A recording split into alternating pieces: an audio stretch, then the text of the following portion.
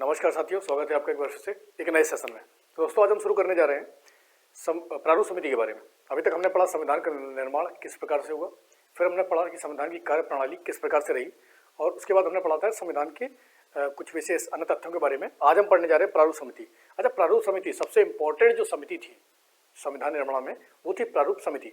तो यहाँ से कौन कौन से एग्जाम्स में क्वेश्चंस आते हैं उनके ऊपर थोड़ा सा फोकस करेंगे और चर्चा करेंगे कि प्रारूप समिति क्या थी, कितने इसके सदस्य थे और इसकी बैठकें कब हुई। एग्जाम देखो, एग्जाम का पैटर्न थोड़ा चेंज हो गया है।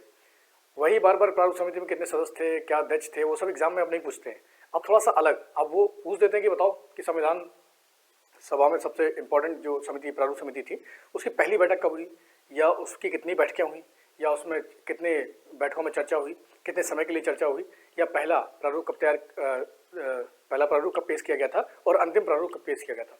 इसके बारे में हम पूरी जानकारी आज लेंगे। तो चलो शुरू करते हैं। तो पहला पॉइंट क्या है कि सबसे पहले गठन के ऊपर चर्चा करते हैं। तो प्रारूप समिति का गठन कब हुआ? तो प्रारूप समिति का गठन हुआ था 29 अगस्त 1947।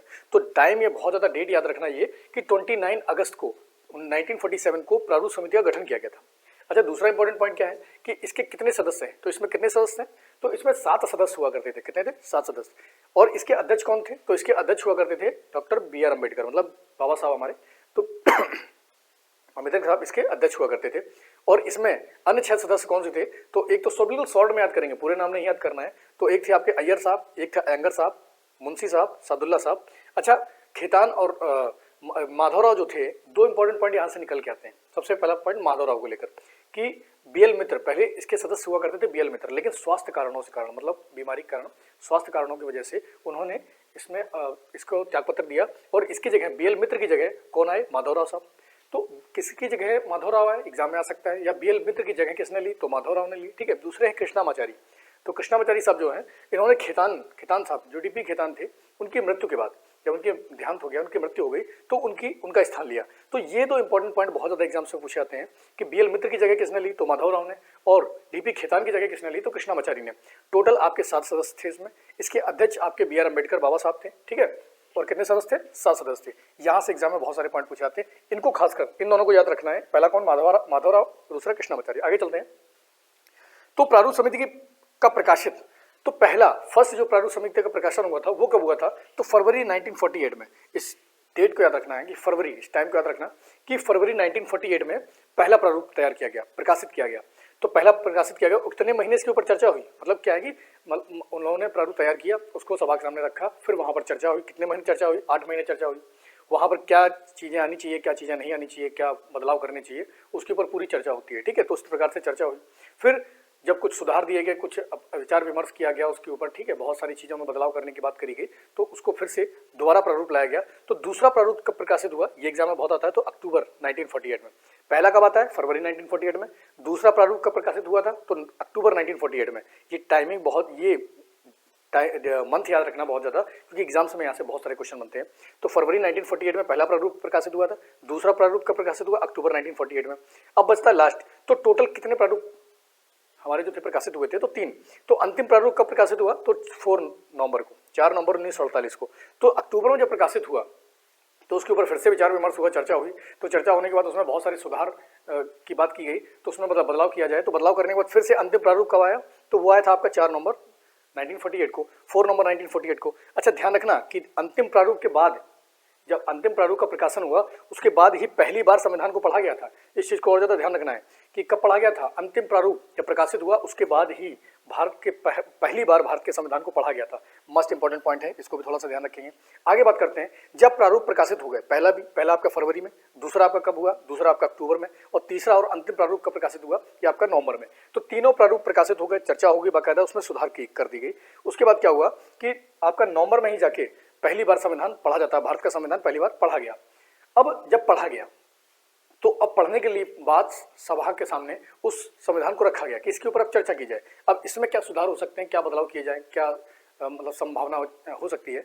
तो अब उसके ऊपर जब पहली बार चर्चा हुई तो इसको ध्यान रखना कि 9 नवंबर तक ध्यान रखना कि जो पहली बार चर्चा हुई, संविधान जो हमारा संविधान बनके तैयार हुआ, तो जब संविधान बनके तैयार हुआ तो उसको सभा के सामने रखा गया। तो सभा के सामने रखा गया तो कब से कब तक? तो ध्यान रखना 4 नवंबर से लेकर 9 नवंबर 1948 तक, 4 नवंबर से लेकर 9 नवंबर 1948 तक उस पर चर्चा हुई। पहली बार एग्जाम में आ जाता है कि संविधान जो था हमारा भारत का संविधान, जब संविधान सभा के पास चर्चा के लिए रखा गया तो कब से कब तक उसकी चर्चा हुई, तो 4 नवंबर से लेकर 9 नवंबर 1948। ठीक है, दूसरी बार की बात करते हैं कि दूसरी बार चर्चा, पूरी प्रारूप समिति का सार है ये, कहीं पर भी कुछ भी पढ़ने की जरूरत नहीं, प्रारूप समिति से बहुत सारे क्वेश्चन आते हैं। अब वो टाइम चला गया कि बार बार वही अध्यक्ष पूछ रहे हैं, बार बार वो सदस्य पूछ रहे हैं, ठीक है, ये सब नहीं आता है। अब थोड़ा सा वो अब एग्जामिनर भी है ना, दे दे के ये सब चीज़ें पक गया है, तो क्या करता है वो कुछ डीपली दे देता है और बच्चे इसी में घूम जाते हैं। तो हम पूरा पढ़ लेंगे प्रारूप समिति क्या है और कितना उसके अंदर, पूरा अंदर तक उसको पढ़ेंगे। ठीक है, तो दूसरी बार चर्चा के लिए जब रखा गया, तो पहली बार रखा गया तो उसमें फिर से सुधार करने की बात करी गई, तो ठीक है उसमें कुछ बदलाव किया गया। फिर दूसरी बार रखा गया, तो दूसरी बार कब रखा गया, तो 15 नवंबर 1948 से लेकर 17 अक्टूबर तक। तो ये टाइम याद रखना कि 15 नवंबर 1948 से 17 अक्टूबर 1949 तक। कब? 17 अक्टूबर 1949 तक। तो इतने टाइम तक उस पर चर्चा हुई। अब जब टाइम तक चर्चा हुई दूसरी बार, तो कितने संशोधन प्रस्ताव आए, तो उसमें लगभग 7653, कितने 7653 संशोधन प्रस्ताव आए।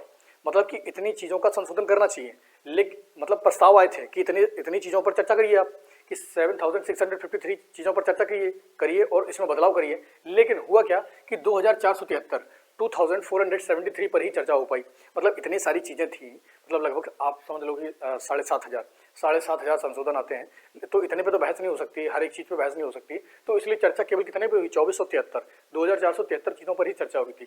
इसको थोड़ा सा ध्यान रखेंगे। फिर इसको दोबारा से भेजा गया कि चलो इसमें बदलाव करते हैं, फिर से बदलाव करें। तो बदलाव की प्रक्रिया समझिए आप, प्रारूप समिति 3 बार पेश की गई, ठीक है, प्रकाशित की गई। तो चर्चा भी कितनी बार हुई, 3 बार चर्चा होती है। तो तीसरी बार जो चर्चा हुई वो कब से कब तक हुई, तो ये था आपका टाइमलाइन 19 नवंबर 1949 से लेकर 26 नवंबर 1949।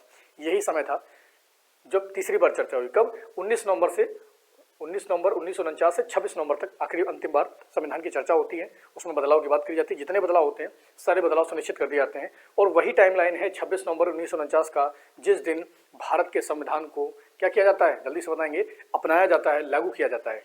ठीक है, तो उस दिन क्या होता है कि 26 नवंबर जब तीसरी बार चर्चा हो रही थी, उसके अंतिम दिन जो अम्बेडकर साहब थे, तो बी आर अम्बेडकर साहब थे, उन्होंने एक प्रस्ताव पेश किया जिसका नाम था the constitution is settled by the assembly be passed. तो ये ध्यान रखना, ये एग्जाम में आ जाता है कि किसने ये प्रस्ताव पास किया था, the constitution is settled by the assembly be passed. ये प्रस्ताव किसने पेश किया था, तो ये बी आर अम्बेडकर ने पेश किया था। और इसके साथ ही भारत का संविधान बनकर तैयार हो गया और उसको 26 नवंबर 1949 को ही लागू किया गया था। ध्यान रखना इस चीज़ को। अच्छा, उस समय जब संविधान सभा में कितने मेंबर थे, टोटल 299 मेंबर में से 284 मेंबर ही उपस्थित थे। तो ध्यान रखना एग्जाम में आता है कि कितने मेंबर्स ने इस पर सिग्नेचर किए थे, तो 284 मेंबर्स ने ही इसके ऊपर सिग्नेचर किए थे, उपस्थित थे। आगे बात करते हैं, तो 26 नवंबर 1949 को भारत का संविधान अपनाया गया, लागू किया गया। तो जब इसको अपनाया गया था, जब इसको लागू किया गया था, तो उस समय कितने अनुच्छेद लागू किए गए थे? अच्छा, पूर्ण तरीके से नहीं था, आंशिक रूप से था, कुछ चीजें लागू कर दी गई थी, कुछ 26 जनवरी को लागू की गई। ठीक है, तो 395 अनुच्छेद थे और 8 अनुसूचियां। इस समय संविधान में कितनी अनुसूचियां बताना मुझे कमेंट करके। और दूसरा क्वेश्चन है कि इस समय कितने अनुच्छेद हैं हमारे संविधान में, कॉन्स्टिट्यूशन में, वो हमें कमेंट करके बताना है आपको। ठीक है, आप बताएंगे मुझे, ठीक है, कि कितने अनुच्छेद हैं और कितनी अनुसूचियां इस समय प्रेजेंट में है। लेकिन जब 26 नवंबर 1949 को हमारा संविधान लागू हुआ था, उस समय 395 अनुच्छेद और 8 अनुसूचियां ही उसमें थी। ठीक है, आगे बात करते हैं। देखिए, अंबेडकर ने संविधान का प्रारूप रखा कि उसका रूप क्या होगा, संविधान का प्रारूप क्या होगा, ये किसने रखा था? अम्बेडकर ने, इसीलिए इनको प्रारूप समिति का अध्यक्ष बनाया गया था। आगे बात करते हैं, जैसे ही हमारा संविधान लागू होता है, जैसे ही हमारा संविधान लागू हुआ, उस समय जो 1935 का और 1947 का जो अधिनियम था, जो अधिनियम चल रहे थे, भारतीय स्वतंत्रता अधिनियम जो था, भारतीय स्वतंत्रता अधिनियम 1947 और 1935 भारत शासन अधिनियम जो था, उसको तुरंत निरस्त कर दिया जाता है। क्या किया जाता है? खत्म। जैसे ही हमारा संविधान बनकर तैयार हुआ, इन दोनों अधिनियम को निरस्त कर दिया जाता है। सॉरी, लेकिन एक चीज ध्यान रखना है यहाँ पर कि abolition of Privi council Judiciary Act 1949, तो abolition of Privi council Judiciary Act 1949 ये लागू रहता है। कब तक लागू रहा? जब तक हमारा संविधान पूरी तरीके से लागू नहीं हुआ। सॉरी। तो ये बहुत ही इंपॉर्टेंट तथ्य है, इनके बारे में थोड़ा सा हम डीपली पढ़ेंगे। थोड़ा पानी पी लेते हैं।